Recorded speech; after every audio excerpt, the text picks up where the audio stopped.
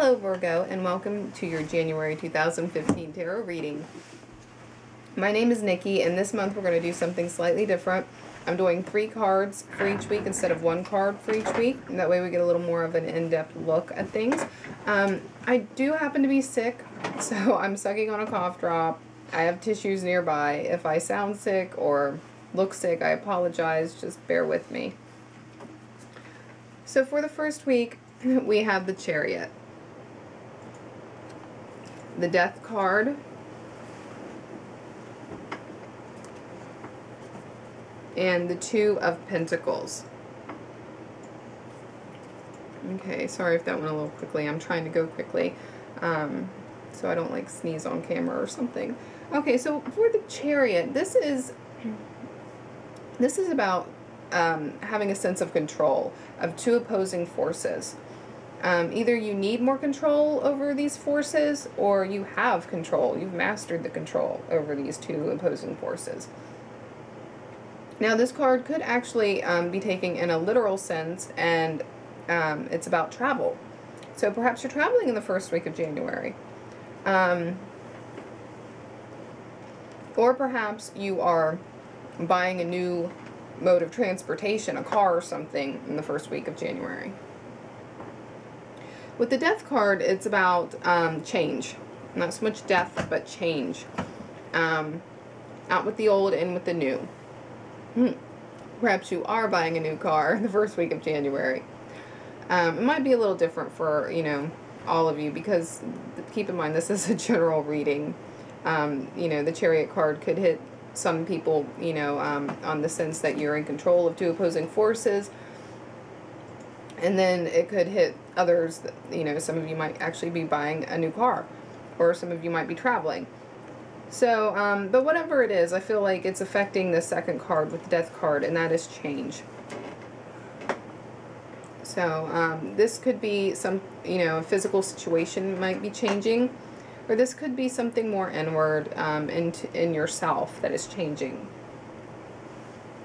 With the Two of Pentacles, this is about balancing finance. You are juggling too much.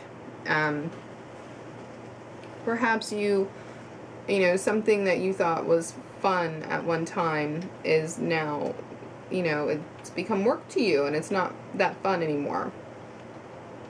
But whatever it is, it's something that has to do with money, or that's bringing in resources, and or maybe it's something that just feels like a job. It might not even be like a actual job that brings in money, but it feels like a job. But you are you're probably just juggling too much in the last part of the first week of January. You got too much on your plate.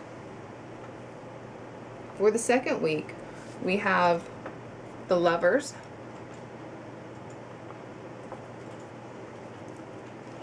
the Seven of Pentacles, and the Nine of Swords. So with the Lovers, this is really all about choice. It could be a choice between lovers, or it could be just a choice about something else. But whatever it is, it's going to affect you emotionally. So for the first half of the second week, you're going to have an emotional choice to make. For the second card, the Seven of Pentacles, this is all about reaping what you sow.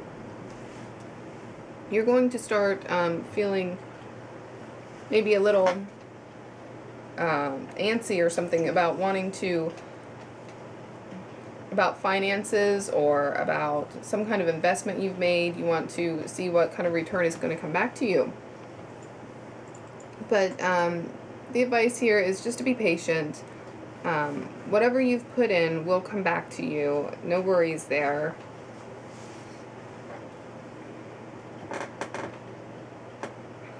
And, I mean, if you haven't invested in something, or you're not waiting for a return, the advice there is, whatever you decide to put into something, you will get back in return. So have faith in that.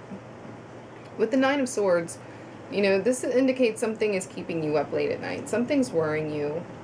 You could even be slightly depressed. um,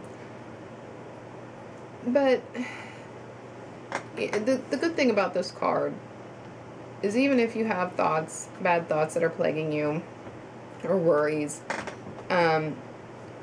the answers to your problems are in reach. I feel like you know these answers. And actually the card indicates that you do. It has an owl in the window, and that's wisdom. So you are wise. You do know the answer to the problem. You just need to realize it. Or you need to accept it. Sometimes we have the answers, but we don't want to accept them for whatever reason. For the third week, we have the Queen of Pentacles, the Queen of Wands,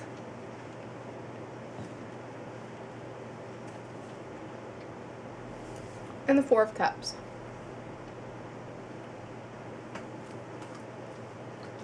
Okay, so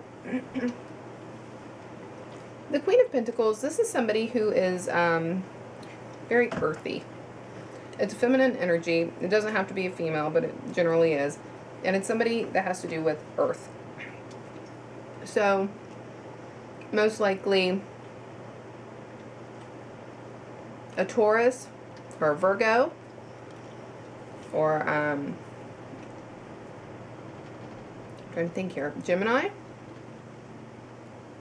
No.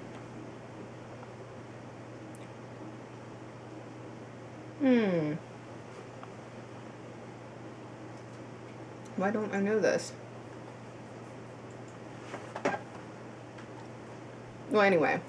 Earth symbol. Brain's not working either.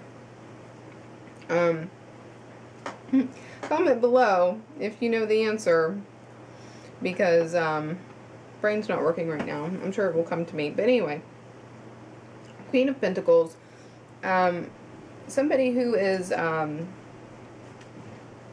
good with money, good with finances. They have a lot of good business sense. Now, you could be getting advice from this person. You could be this person. You could be taking advice from them. And you most likely are this person. Okay, so this, if this is symbolic for you and not somebody that you know, you're going to have some, maybe some advice to give to somebody, or you're going to be in the leadership of a position. So you're going to be doing pretty good financially in this first part of the third week. Now with the Queen of Wands, this is kind of an opposing feminine energy to the Queen of Pentacles. But at the same time, they have similarities. I mean, both strong feminine energies. But we have earth and fire here. And this could symbolize somebody who is an Aries, a Leo, a Sagittarius, somebody who's ambitious,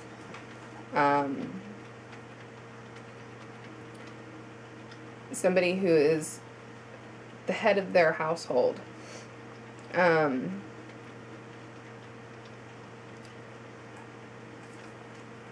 So, lots of feminine energy in this third week.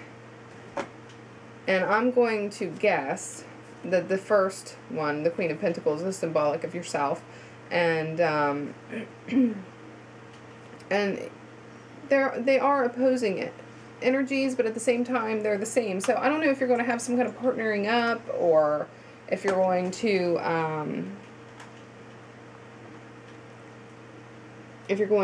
be butting heads with somebody on something. I'm not sure, but keep in mind, third week, lots of feminine energy there. And of course, not all of you are going to be a feminine energy, just because you're Virgo. So even though this Queen of Pentacles could represent a lot of you, it's not going to represent all of you. It could represent somebody you know. Now, with the Four of Cups, this is you wanting more. You're feeling emotionally empty, and you want more. But what you gotta understand is that you have a lot already. So you need to stop dreaming of more and just appreciate what you have already. With the fourth week, the last week of January, we have the Fool, the Five of Swords, and the Page of Cups. Okay, so with the Fool card, this is all about not knowing how to be, not knowing how to act. You're like a child at something. You're innocent, and you're not really sure how things are supposed to go in whatever the situation is. And but the good thing about the Fool is that you're willing to learn. You're able to absorb everything like a child and learn pretty quickly. It could also mean that you're doing something foolish, but it's not necessarily a bad card. It's just about it's symbolic of being new at something and not quite knowing how to handle the situation or do something. With the Five of Swords, this is representing that you have won some kind of battle. You have triumphed over something. But with this card, you need to look back on the situation and think about all the things that you have sacrificed or done to win the battle, and you know, ask yourself, what were all these sacrifices worth winning? Perhaps they were, perhaps they weren't. It could change the future, what you do next time. And with the Page of Cups, this is all about new experiences, but it's most likely to do with emotional experiences. Somebody who is ready for maybe a new relationship. So keep that in mind for the last week of January. Perhaps a new relationship will be coming in. And that's pretty much it for January for you Virgos. I hope that this reading was helpful.